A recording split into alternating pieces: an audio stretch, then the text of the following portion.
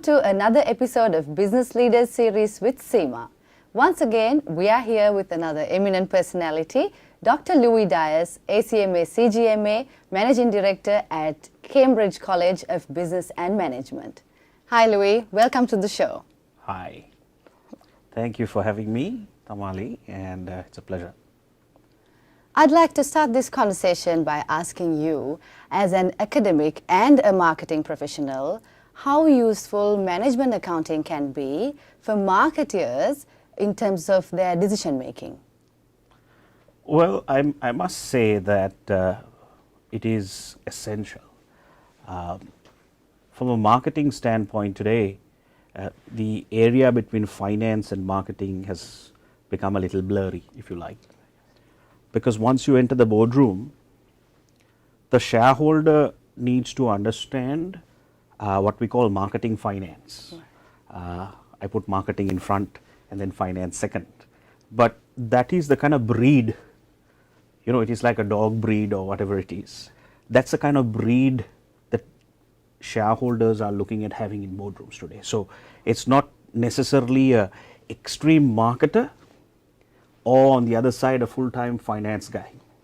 What we like to see today and what shareholders would like to see today is an all-rounder, someone who understands marketing, at the same time would be very focused on returns to shareholders, looking through all the expenditure where you are responsible to convert all your expenses that you incur in the marketing budget towards returns. In their language, you will present it to shareholders, and that is where management accounting is critical. Financial accounting, on the other hand, is left for the more serious, finance guys.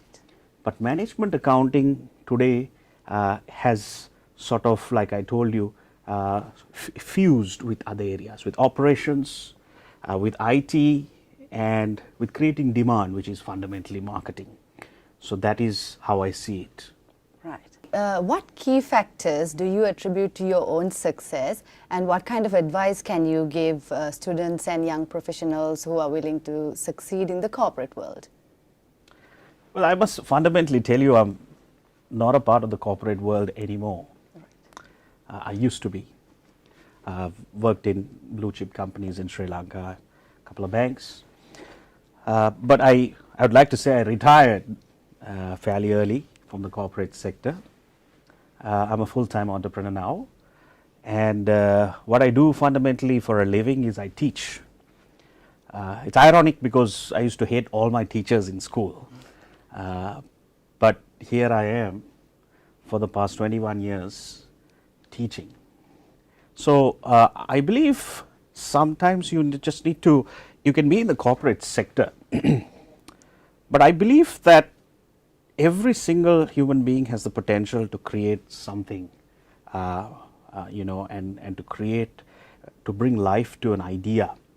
I always wanted to have a college in marketing and write a book and teach from my own book. And that's something, I thought I'll do before I die one day.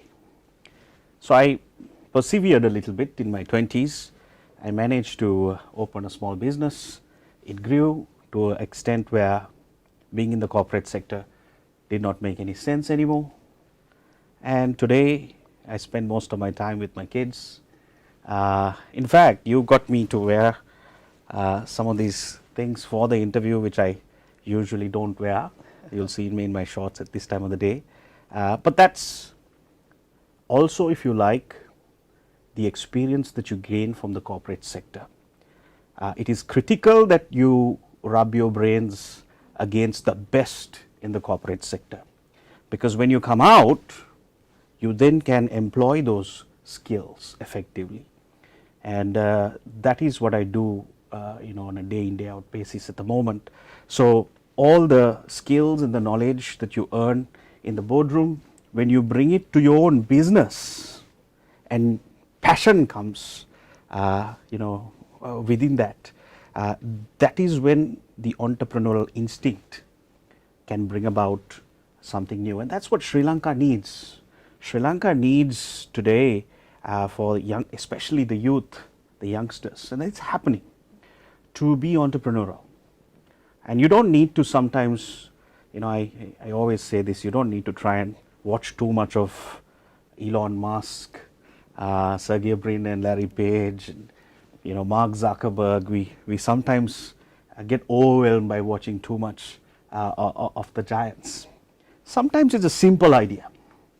It's a simple idea that you have, that you start small, scale up, but be professional in what you do, be ethical in what you do, and persevere and persist. That is critical. So Lewie, coming from the education industry, how can we add value to the industry, and what kind of skill gaps that you can see in today's educated youth? I think one of the biggest issues that I see, because I spend a lot of time with students coming out of ordinary levels and advanced level, the biggest problem I see is, today the youth do not want to wear a tie and to polish their shoes and go and work in a 9-to-5 job. I mean, we all know that trend.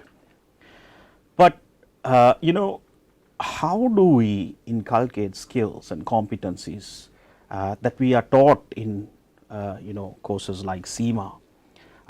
Today there are, simple concepts that you can use to, manage your finances better, to incubate ideas, and to instill what we call the entrepreneurial instinct in a person. So, today in Sri Lanka, actually, you can buy from PETA, sell in Kolpiti, and make money. And there are people who are doing that. And I think if you say there's no opportunity in Sri Lanka, and if you are groomed, and if you get advice from the wrong people, saying leave this country, there is no opportunity, there's no hope, you can't achieve anything, I think we are sending the wrong message to our kids. I think in chaos, there's a lot of opportunity, and you must never miss a crisis. A crisis is when there's no competition.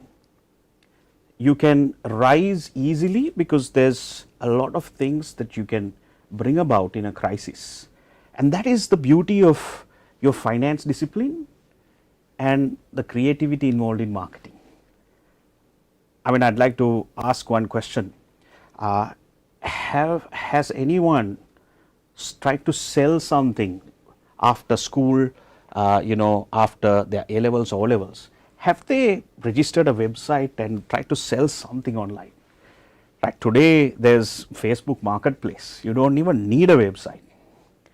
You can sell anything, basically. It's just a smartphone that you need. So Instagram, you can sell again, right? So my question is, there are so many things that are opportunities which are not exploited, unbranded, if you like, right? And sometimes when I want to buy something, I still go to Daraz and Alibaba and so many other sites, but the manufacturers are here in Sri Lanka, right? It's just that someone needs to brand it, package it, and have a business model and make it available. And that is something the youth can consider doing.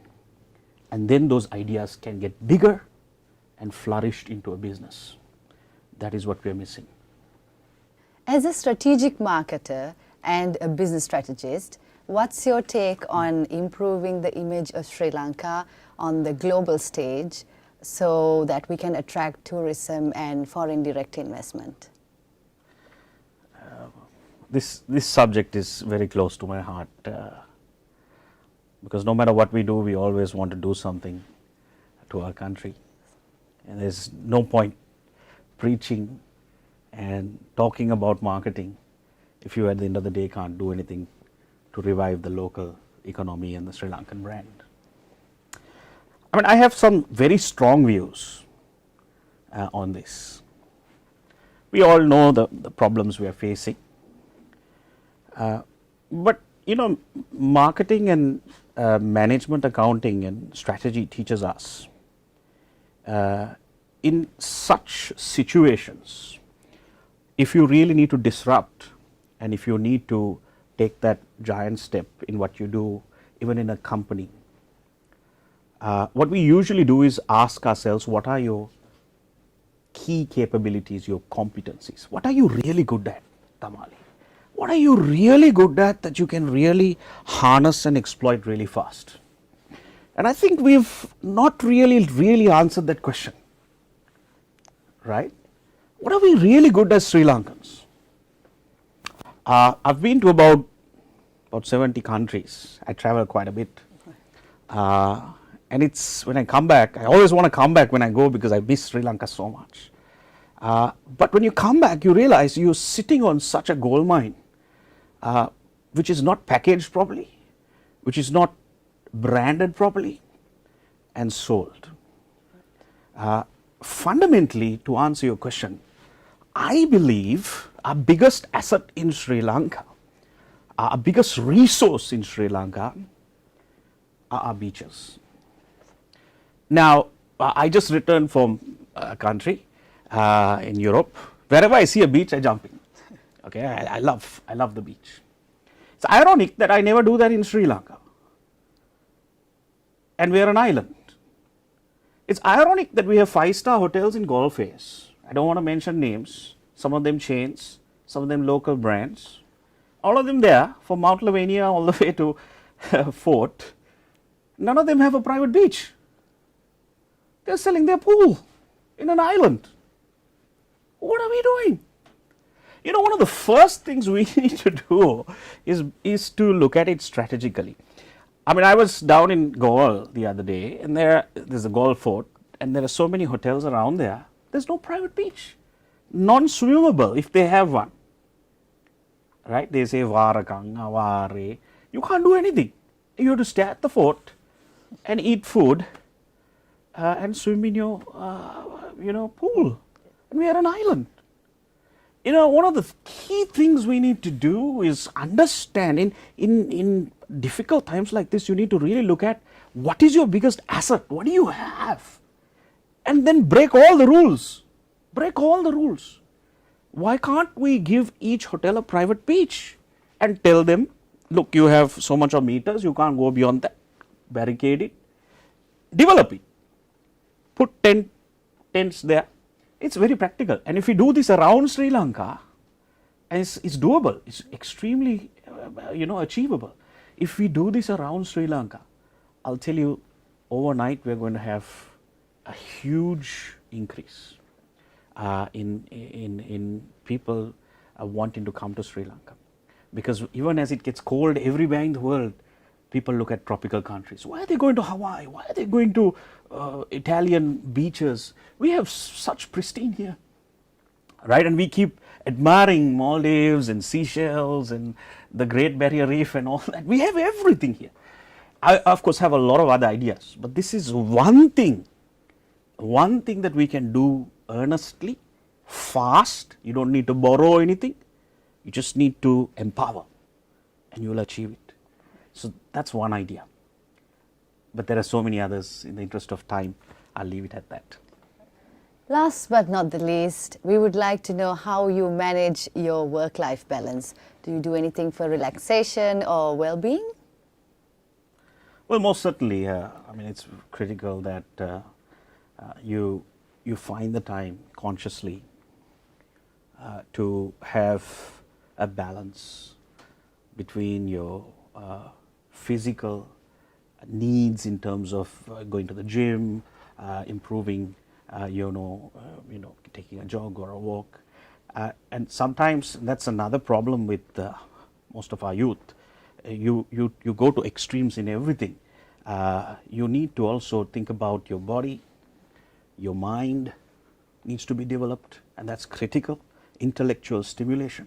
It's not only about going to the gym and doing TikTok videos and Insta Reels. It's also stimulating your mind. Intellectual stimulation is one of the best forms of, it's a pleasure. It's a very important pleasure that all human beings need to have, adults in particular. and you need to study until you die. It's a very important, right? I don't see lots of people doing that. So your mind, your body, you need to work out. You need to at least walk, right? Your intellectual stimulation, then your spiritual, what we call the spirit, and that is also critical. You need to, of course, have a religion. You need to have a faith. You need to balance that side of things as well, especially if you have a family. It's very critical, because sometimes you can be a bookworm, you can be working in a company, CEO, but then if you don't have some place that harnesses your spirit every now and then, be it a temple or whatever faith you belong to, that's critical. And finally, the heart, relationships. I see a lot of people excelling in one of these 4 areas. They're either workaholics, they're CEOs, they're brilliant CEOs, but their families are miserable. Some people work out, they do all Iron Man and everything, but relationships, no career, no intellectual stimulation. So your mind is very critical. It needs food, just like you eat every day. Your body, it needs food, right? And it needs to be worked out. It's like a machine. Then your heart, your relationships, you need to find time with friends, with family. That's very critical, right? Because I think COVID has pushed us back a little bit. And not only for us, but even our families and our kids. The heart, relationships, human interactions are very, very critical. We sometimes forget who we are otherwise. And finally, the spirit, the spiritual side of things. And I think if you can find a balance between all this for yourself and your family, that is when you're very conscious of your being. And I think it's critical that all students look for these 4 aspects when trying to build their career and in general life. Thank you so much, Lewie. It's a pleasure talking to you. We'd like to wish you all the very best for your future endeavors. Thank you, Tamali, and thank you, CIMA.